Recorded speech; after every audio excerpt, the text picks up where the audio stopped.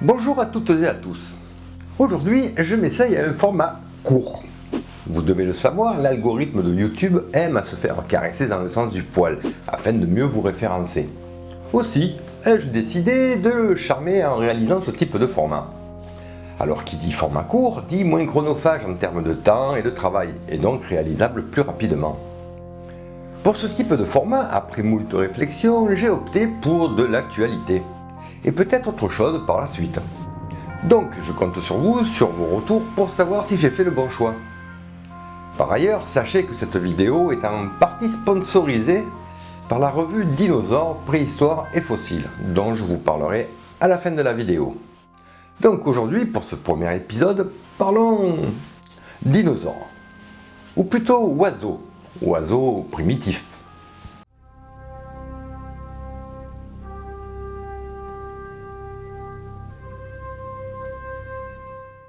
Il y a quelques années en Chine, dans la province du Liaoning, on découvrait Hongshanornis longicresta, un oiseau fossile datant du Crétacé inférieur, à l'entour des 125 millions d'années.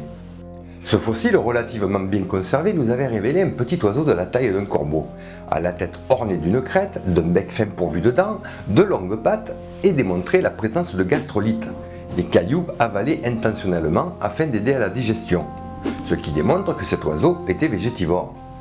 Cet animal nous avait apporté son lot d'informations quant à l'évolution des oiseaux. Et voilà que de nouveau, la Chine nous présente un nouveau fossile, un oiseau primitif de 127 millions d'années, Jingbofortis perfectus. Comme le dit si bien son nom d'espèce, cet oiseau laisse les paléontologues perplexes, dubitatifs. Son nom provient du mandarin Jingbo, en référence à la femme guerrière, et du latin fortis, pour brave. Étant un proche parent des dinosaures théropodes, il garde certains caractères de ses lointains cousins. En effet, il n'est pas pourvu d'un bec mais d'une mâchoire garnie de toute une série de petites dents. Cependant, à l'inverse des théropodes ou même du célèbre Archaeopteryx, la queue de l'oiseau est courte. Les 3 à 4 dernières vertèbres caudales se sont soudées, formant un os bien particulier, le pygostyle. C'est cet os spécifique aux oiseaux qui supporte les muscles et les plumes de la queue. Autrement dit, le croupion. Tout comme Hongshanornis, cité précédemment, des gastrolites ont été découverts. Lui aussi était donc principalement végétivore. En outre, les extrémités de ses pattes sont armées de griffes, et chose plus surprenante encore, à l'inverse de ses anciens cousins, l'un de ses doigts, de ses pattes antérieures, est constitué de seulement 2 os au lieu de 3, une caractéristique des oiseaux modernes. À ce stade, on pourrait envisager que Jingbofortis était doté de la capacité du vol battu. Mais le mystère s'épaissit en continuant d'étudier le squelette de l'animal. En effet, les os de l'épaule, la scapula, l'omoplate, et l'os coracoïde sont fusionnés pour former un seul et unique os.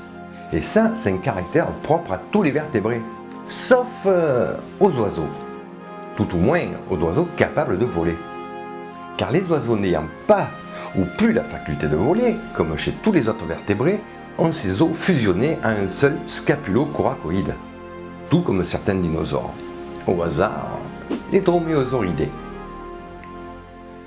En fait, si j'étais un merdia voulant faire le buzz, je parlerais de chaînon manquant entre les dinos et les oiseaux.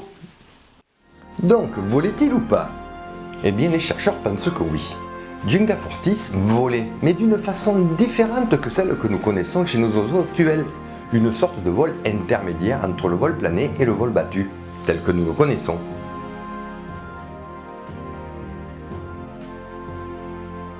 Pour conclure ce premier format court, retenez que l'analyse de ce fossile du Crétacé montre qu'il s'agit d'un moment crucial dans l'évolution du vol.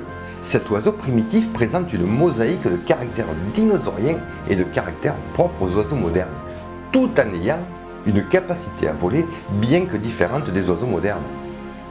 Alors je pense que si vous vous intéressez à la paléontologie, tout comme moi, vous avez dû à un moment ou à un autre vous abonner à une revue scientifique, genre Science à venir ou Science et Vie.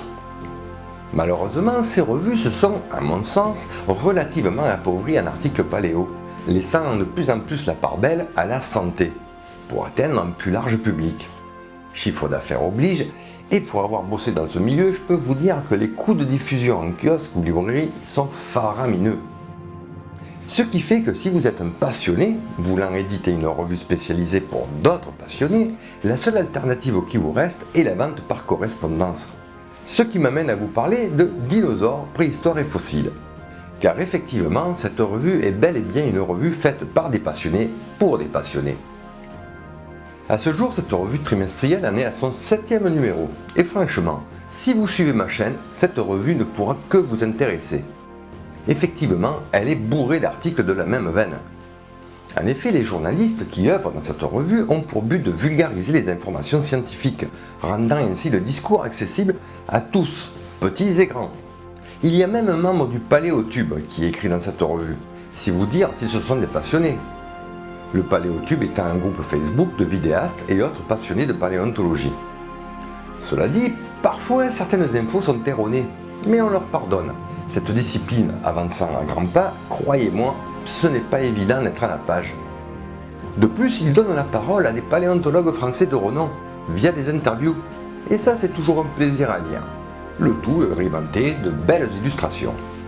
Personnellement, j'ai eu l'occasion d'en tenir 1 ou 2 exemplaires entre les mains, et je n'ai plus qu'apprécier. La seule chose que je regrette, comme me l'a fait remarquer mon collègue Paléo World, mis à part un mosasaure, il n'y a que des théropodes en couverture. Et moi, j'aime bien les herbivores, végétivores. Donc, vous l'avez compris, je vous encourage vivement à lire un exemplaire de cette revue Paléo et de vous faire votre avis personnel. Voilà, c'est tout pour ce premier format court. J'espère que vous aurez apprécié. Et si tel est le cas, je compte sur vous pour liker, commenter, partager, voire même contribuer. Tipeee est là pour ça. Voilà, c'est tout pour moi. Sur ce, je vous embrasse, prenez soin de vous et à la prochaine. Bye bye.